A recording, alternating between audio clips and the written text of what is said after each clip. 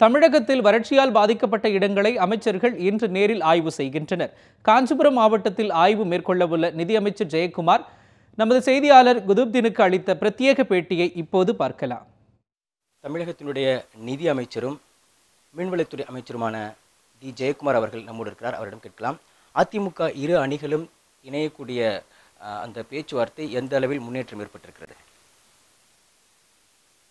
ஏற்கனவே மாண்புமிகு முதலமைச்சருடைய இல்லத்திலே ஒன்று கூடி தலைமைகள் நிர்வாகிகள், மாண்புமிகு அமைச்சர் பெருமக்கள், நாடாளுமன்ற சட்டமன்ற உறுப்பினர்கள், கழகத்துடைய முன்னோடிகள் எல்லாம் ஒன்றா கூடி ஒரு முடிவெடுக்கப்பட்டது. அதன் அடிப்படையில் ஒரு குழு அமைக்கப்படும் என்று.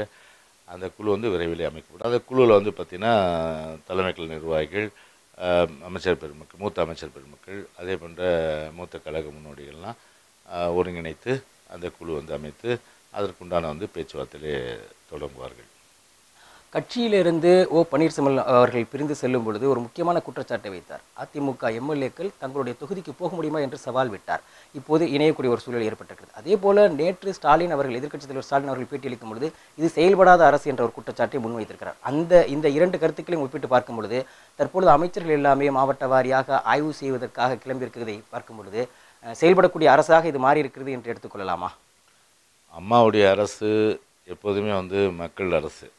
மக்களோடு தான் பெருந்தர் அண்ணா அவர்கள் சொன்னது போல் மக்களிடம் போவோம், மக்களிடம் கற்றுக்கொள், மக்களுக்கு என்ன தேவை இருக்கிறதோ அதை தேவையெல்லாம் நிறைவேற்று, அவரோடு இருந்து திட்டமிடு, இதை மாதிரி சொன்னதன் அடிப்படையில் நம்முடைய கட்சி தலைவர் டாக்டர் எம்ஜிஆர் அவர்களும், அதே போல் நம்முடைய மாண்புமிகு அம்மா அவர்களும், அதே போல் நம்முடைய இப்போ அம்மாவுடைய அரசு இன்றைக்கி எப்போதும் மக்கள் சந்திச்சிட்டு, இன்றைக்கி கூட விசிட்டர்ஸ் வெளில பார்த்துருப்பீங்க. நீங்கள் அவ்வளோ பேர் இருக்காங்க. தினந்தோறும் அம்மாவுடைய சட்டமன்ற உறுப்பினர்கள் எல்லாமே மக்களை சந்திச்சு தான் இருக்காங்க. மக்களுடைய கோரிக்கைகளை நிறைவேற்றி தான் இருக்காங்க.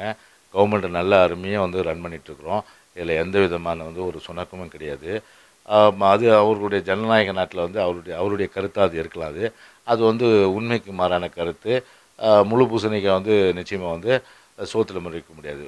ஒரு 100 வேகத்தில் ஒரு புயல் வேகம் கொண்டு அரசு செயல்படுறத போயிட்டு இன்றைக்கி அவர் எந்த ஒரு ஆதங்கத்தில் அவர் சொல்கிறான்னு தெரியும். அதனால் அதுக்கு அவருடைய கருத்து என்பது ஒரு தவறான கருத்து.